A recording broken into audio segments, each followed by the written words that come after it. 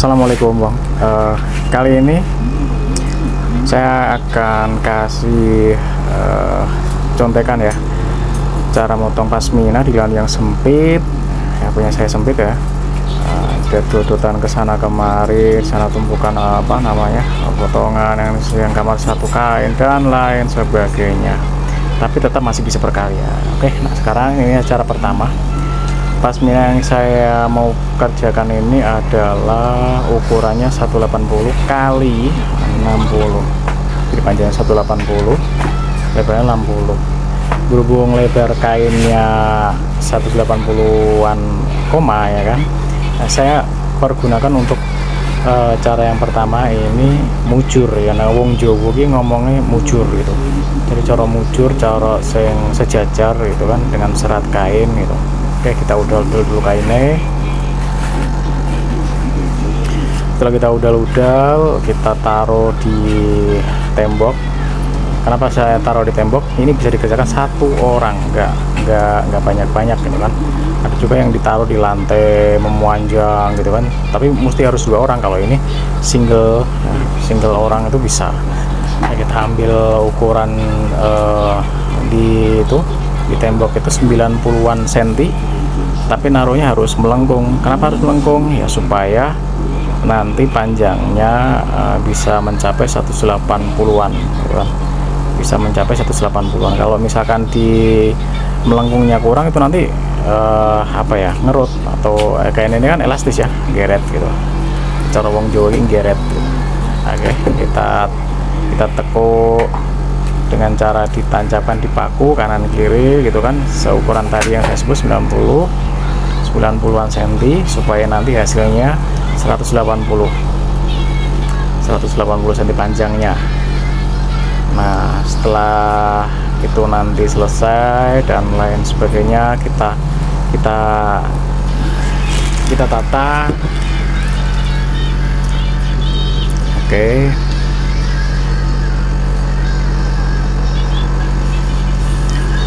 Hitung dulu sejumlah yang akan dikerjakan berapa pieces gitu kan.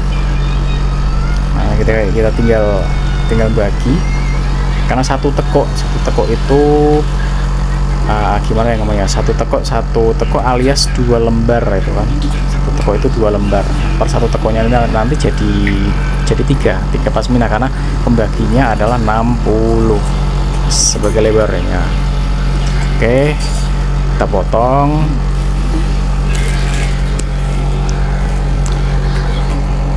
Kita jepit, dirapikan dulu ya,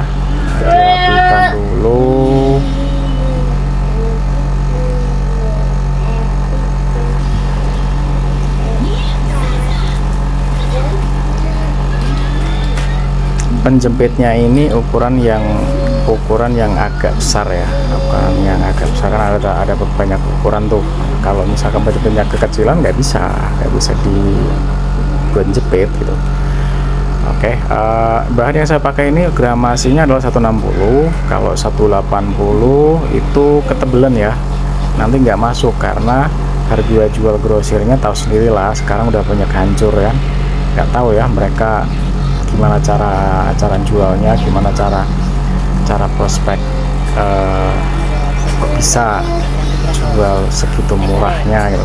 Mungkin kebanyakan saingan atau pengen segera laku gitu kan, memonopoli pasar, tapi ya nggak mungkin lah, rezeki sudah ada ya. Oke, kita taruh di lantai.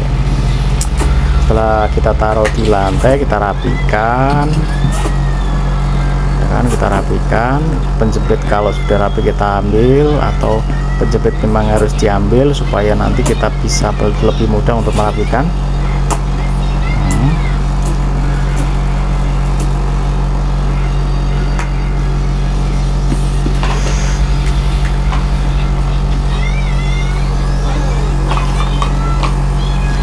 Setelah ini selesai, kita lakukan pengukuran. Ini lebar kain 180-an ya, 180-an karena ini yang jenis 180. Ada juga Hispanic jersey itu ada yang lebarnya 165, tapi saya pakai yang 180 karena kebutuhannya untuk pasmina dibagi kan gitu. Ini cara yang pertama ya, cara yang pertama dibagi 60. Nanti ada lagi cara yang kedua, kalau orang Jawa bilang malang gitu kan. Jadi pinggiran itu nanti sebagai lebarnya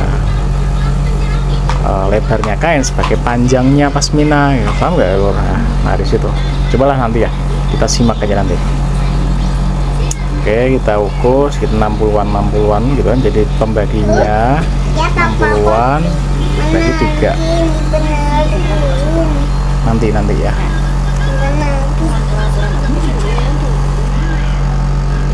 Oke, kita kasih garis biar lempeng nanti kalau dipotong.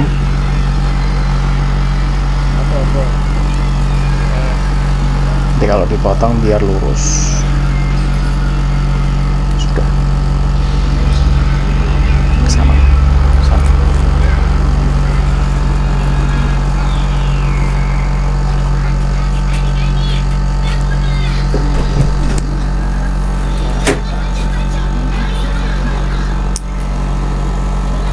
Pinggiran ini ada yang perlu harus dipotong supaya rapi, ada yang untuk supaya lebarnya bisa masuk 60, ada yang nggak perlu dipotong. Artinya kalau nggak perlu dipotong, yang motong nanti siapa ya? Penjahit.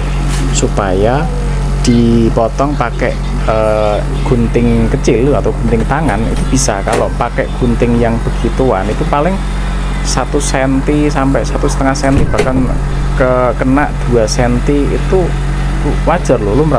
Memang secara optimal memang bisanya segitu. Kalau disuruh untuk motong tipis banget 0,5 cm sampai 1 cm aja sudah susah.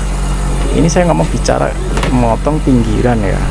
Nah itu pinggirannya udah segitu. Oke, dipotong ya, lagi.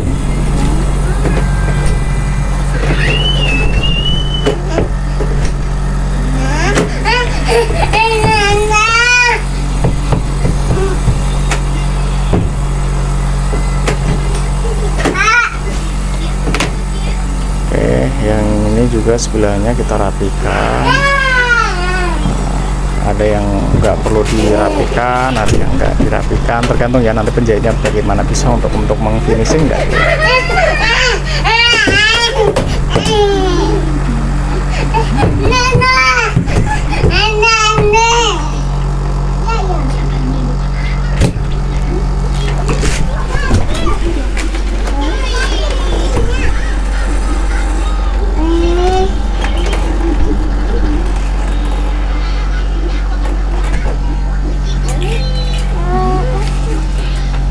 Kalau sudah 3 bagian ini kita potong ya, satu sisi kita, orang Jawa bilang seret, nah, diseret pakai gunting biar kepotong.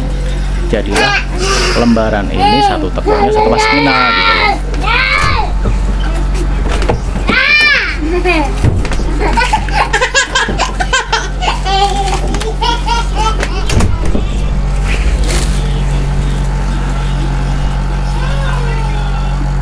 Nah begitu terus gitu kan, dipotong gitu. Jadi satu tekok tadi jadi 3 karena kepotong 3 gitu kan. Lebarnya 60 gitu.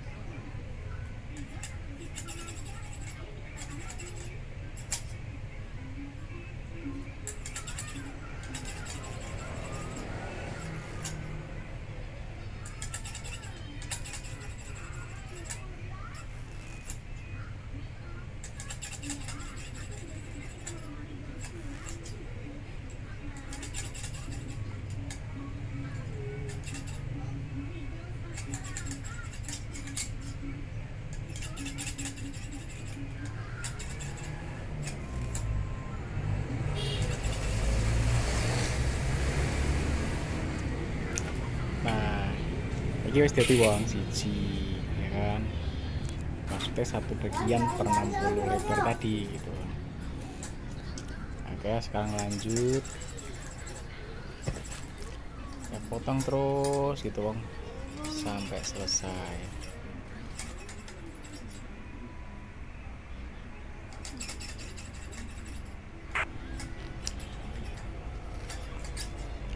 Lah iki kainku kan gramasi 160 toh.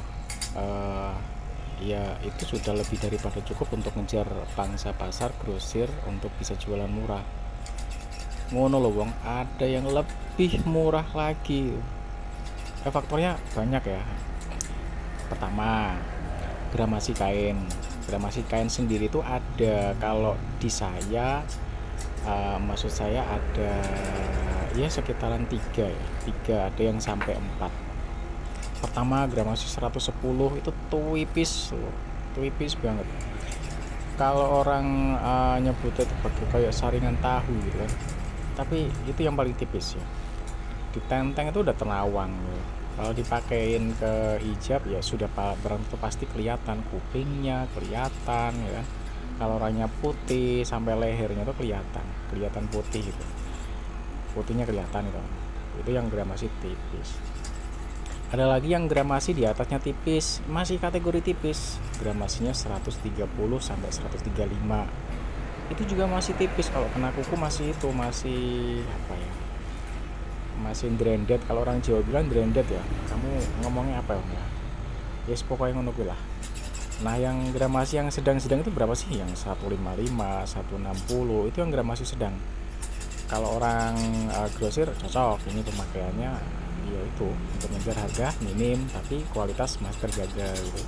Kalau yang di atasnya itu yang gramasi 180 biasanya digawe gamis atau baju-baju gitu, rata-rata kulot gitu kan. Minimal itu nggak terlalu nerawang. Kalau wong kulot sekarang aja yang gramasi 150 aja udah banyak gitu kan. Cuman teksturnya mungkin nanti lain gitu.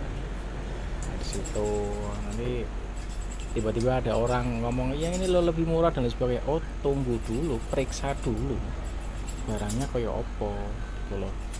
Jangan-jangan ini memang barangnya tipis ya. Faktor yang kedua, barang itu bisa murah. Pertama itu tadi, yang kedua adalah ongkos ke penjahit. Jadi ongkos ke penjahit itu biarpun sedikit ada pengaruhnya.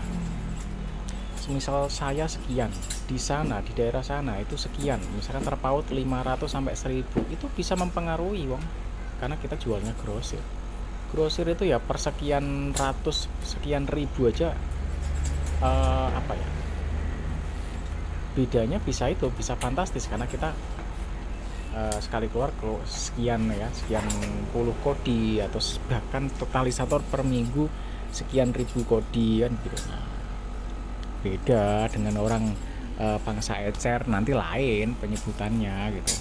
Mereka beli ecer terpaut 1000 2000 nggak ngaruh, baru kalau ecer terpaut 5000 sampai 10000 itu pengaruh. Tapi kalau orang grosir terpaut 250 perak, 500 sampai 1000 itu pengaruh karena peng tadi gitu ya. Oke, sekarang kalau sudah selesai kita tekuk yang rapi dan untuk ditali. Nah, setelah ini langsung ditumpuk di sebelah biar rapi. Tunggu waktunya nanti ditransfer ke penjahit. Nah, kayak ngono kuwi wong.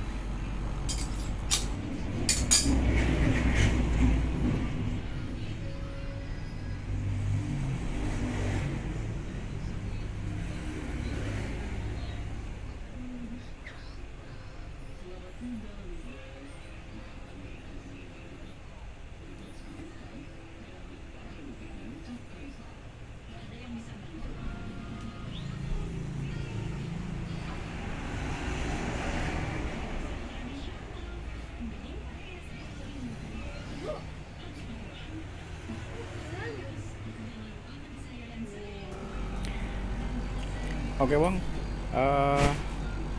yang video berikutnya nanti tak ulas cara yang kedua ya, motong pasmina tapi corone ki Malang. mau mujur ya, jadi per satu lembar bisa dibuat 3.